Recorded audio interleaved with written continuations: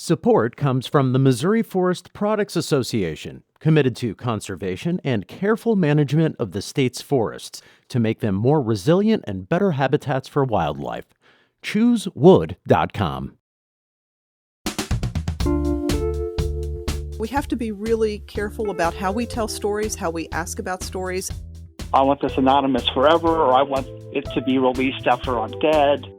It's not always been easy to do the research because, terminology has changed over the years. And, you went from being called a sexual deviant to a homosexual to now we use all of the letters of the alphabet.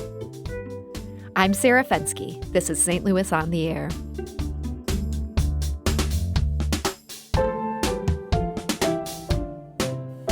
Today, a new virtual exhibit launches at the Missouri History Museum. It's called Gateway to Pride, and it aims to uncover the often untold stories of St. Louis's LGBTQIA communities. And joining us today to talk about it is Sharon Smith. She's the curator of civic and personal identity and the content lead for this exhibit. Sharon, welcome. Thank you, Sarah. It's good to be here. And we're also joined today by historian Stephen Brawley. He's the founder of the St. Louis LGBT History Project and also a member of the Missouri History's LGBTQIA Advisory Board. So, Steve, welcome back to the show. Thank you very much, Sarah. So, Sharon, let's start with you. I understand this Gateway to Pride exhibit was set to begin displaying last summer. Let me guess, COVID is one factor in why that changed. Yes, COVID is the only factor. It's a fair guess, isn't it? That's correct. We were going to do this launch as a sort of an opportunity to tell the folks about the initiative in a small atrium presentation in our lower level of the museum. And it was going to open in June of 2020. And when COVID hit, we, of course, knew at that point we had to all be quarantined. We weren't sure when we would even open up the museum again. Mm-hmm. So we had to really sort of turn on a dime and figure out how we might still get this information out there, because this is really a grassroots movement to get the public involved in this effort of collecting all of these stories, the artifacts, the photos, whatever it is. And, that can only happen if they know that we need it. So, So we turned and did this virtual exhibit, first of our kind. And I understand this virtual exhibit is in part a call to action for something bigger you have planned that doesn't happen till 2024. What is that going to be? Yes, so that is the large exhibit that we are planning in our one of our major 6,000 square foot galleries. So, we always think several years out for these things, and it takes time to make all of those pieces get put together. And in this case, because it's a collecting initiative as well, it gives us time to gather artifacts and the stories and everything that goes into this initiative. And so we're looking forward to that by, gathering all this information. And, it's a large grassroots effort. I mean, we need everybody to help us with this story. Mm-hmm. So tell us, what kind of things are you looking for as you look to tell this story? Yeah, so, just about anything that you can think of. I mean, when you think about an exhibit, you think about photographs, you think about artifacts, you think about media pieces that might be production pieces. Are you still there? Yes. Sharon, can you still hear me? I believe Sharon can't hear me. Oh, there she is. Sorry. Sharon. We had some little blip there. Yes. It's also COVID. Yes. So what we, so we're also looking for artifacts, and those things can be, just almost anything. People are cleaning out their closets these days. And so we're asking people to think about, events they might have gone to, things they might have picked up, archival documents, letters, whatever you can think of. And we'll be able to then tell you how those things fit.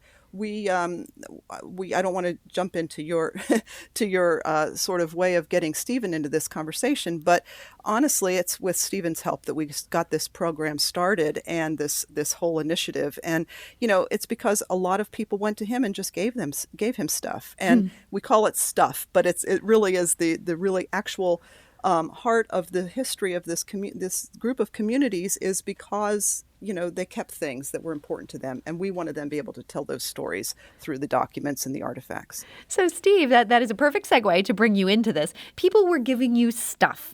Is that as a part of this St. Louis LGBT History Project that you've been doing now for some years? Sure. Yeah. In 2007, I started the project, and again, it was grassroots. It was an effort to find a way to preserve and promote our local history. So, along the way, I started looking at ways to partner with other organizations, and of course, the History Museum was a natural partner. So, I've been partnering with the museum since 2013 formally, and have worked closely with Sharon and the entire team over there. They do an amazing job. I've learned a lot about the museum business. And, we collaborated on the 250th anniversary of St. Louis exhibit, on the Route 66 exhibit.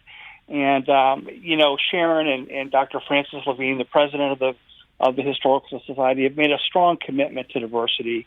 And, the exhibits that they have done have promoted that, and now with the Gateway to Pride initiative, a real thoughtful advisory group has been put together, very diverse, lots of voices, lots of ways to get stories from lots of different members of the community that their stories haven't been told.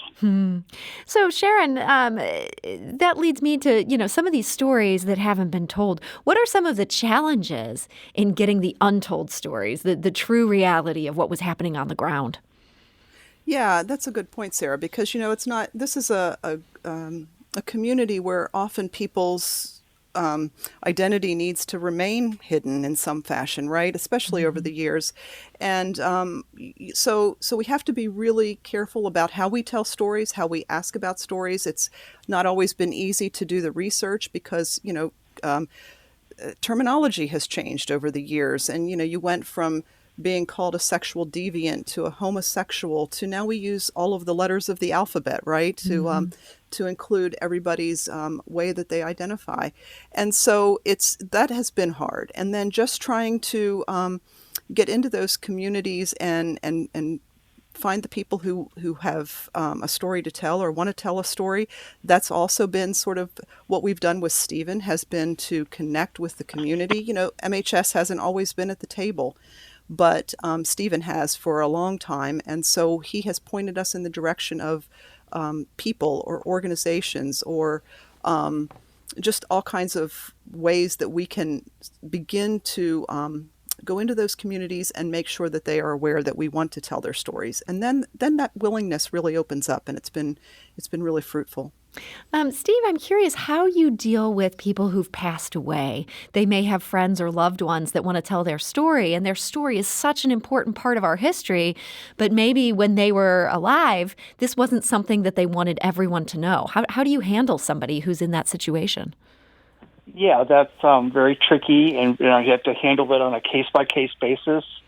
Normally, I've gotten calls throughout the years. Someone has passed away, and their stuff was being thrown away, and so, we were able to, get those items safely, from the trash bin. Sometimes people will say they want things anonymous. Sometimes family members or friends are willing to do an oral history or talk about the person.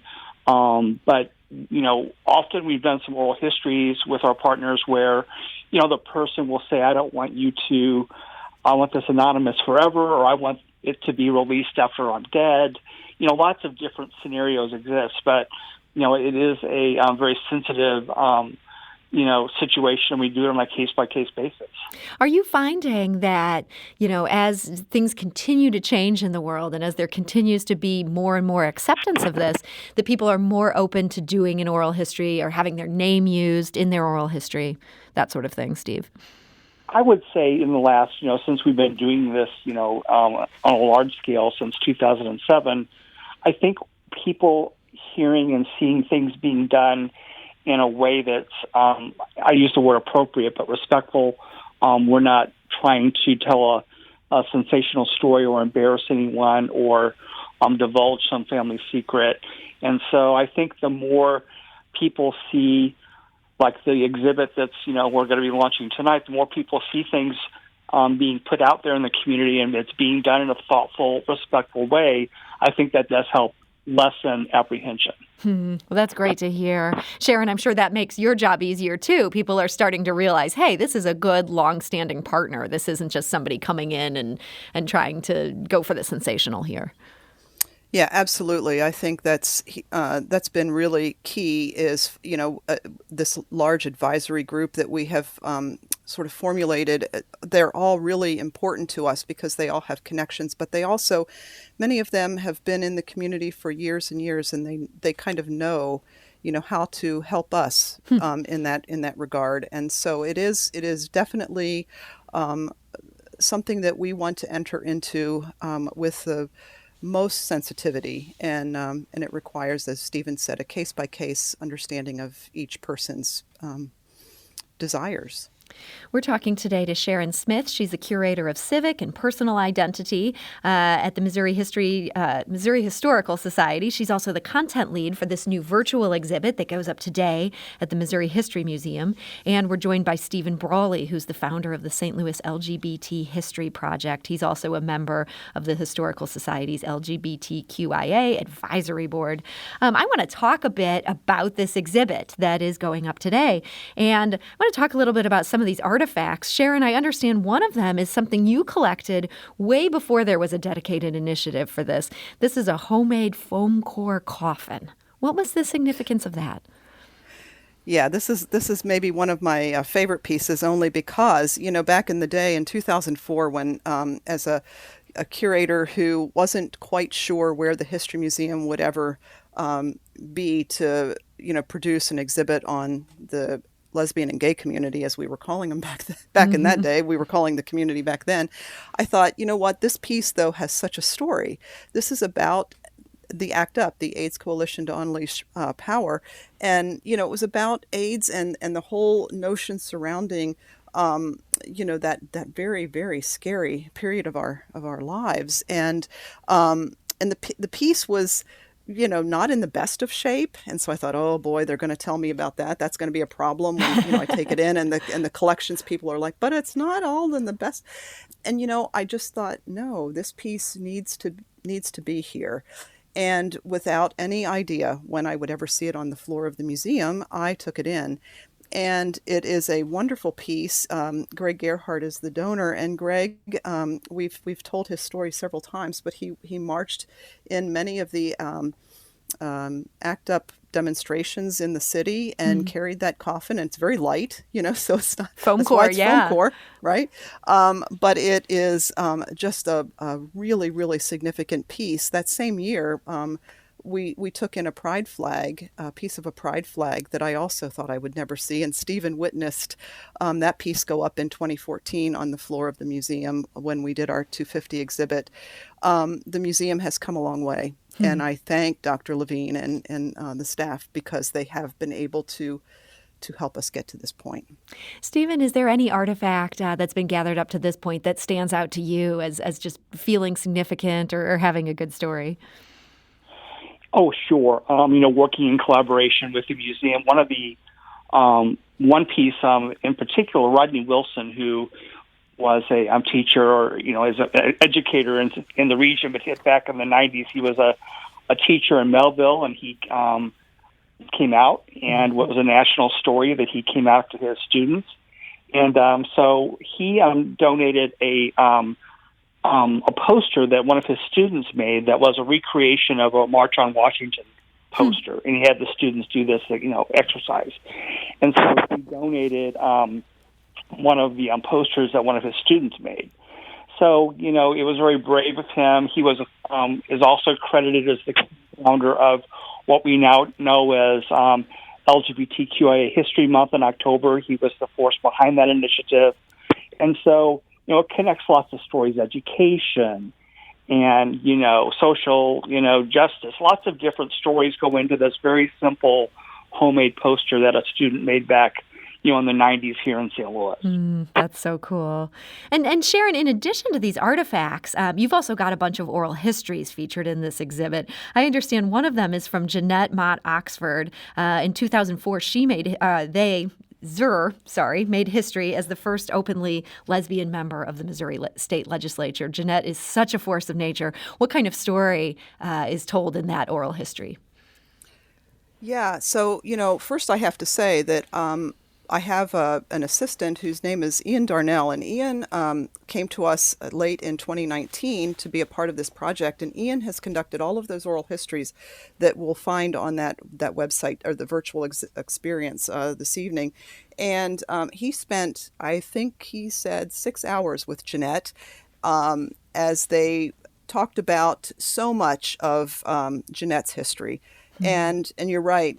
There is a lot there. I can't even begin to tell you because I wasn't a part of that whole process that he spent with Jeanette.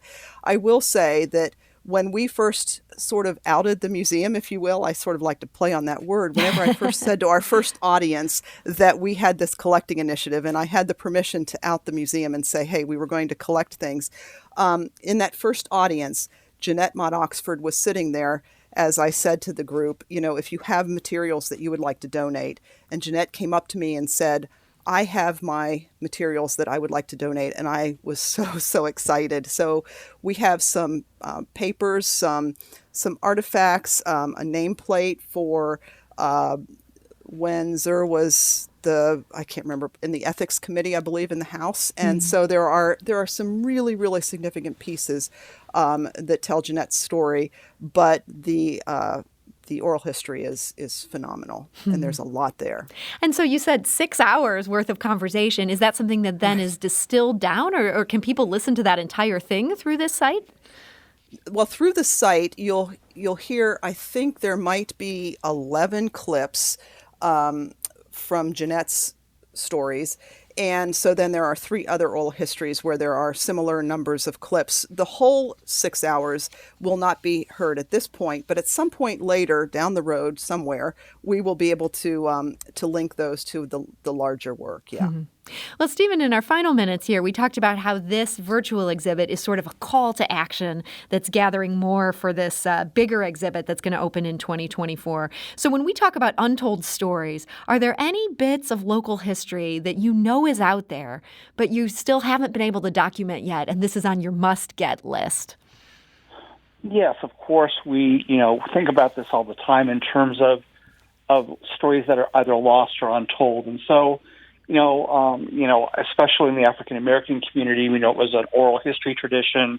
There may not be artifacts, but I have a lot of friends in the community who have told me that they have elders in the community that we're talking to and trying to hopefully build trust and comfort. So they would be maybe interested in telling stories that we know that have not been told, especially in the trans community. We know there are lots of stories that have not been told. St. Louis was a very important medical center, of course. It still is today, but back in the 60s and 70s.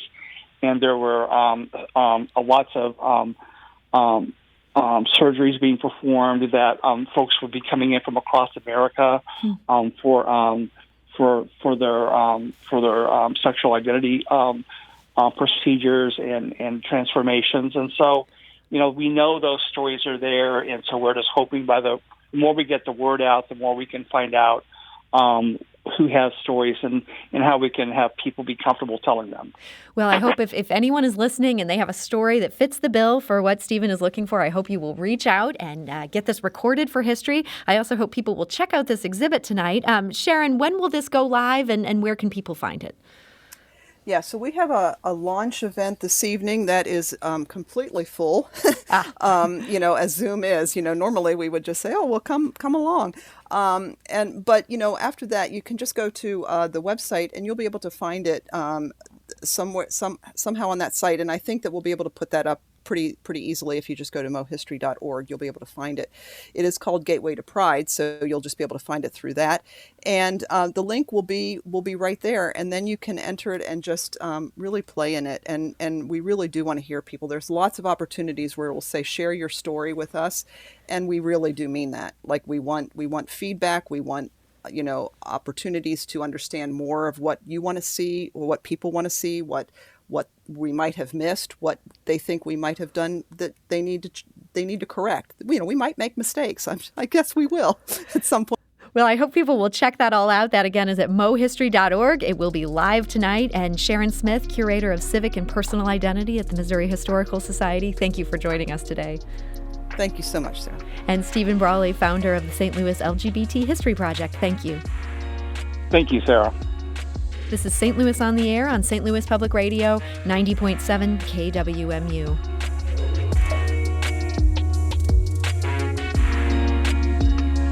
Do you find yourself regularly listening to episodes of St. Louis on the Air?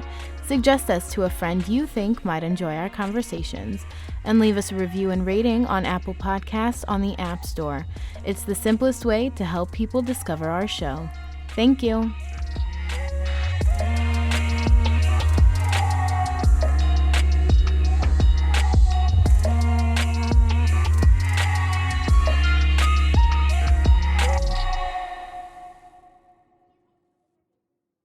Support comes from the Missouri Forest Products Association, providing more than 41,000 jobs in the production of wood pallets, railroad ties, white oak barrels, hardwood floors, and more.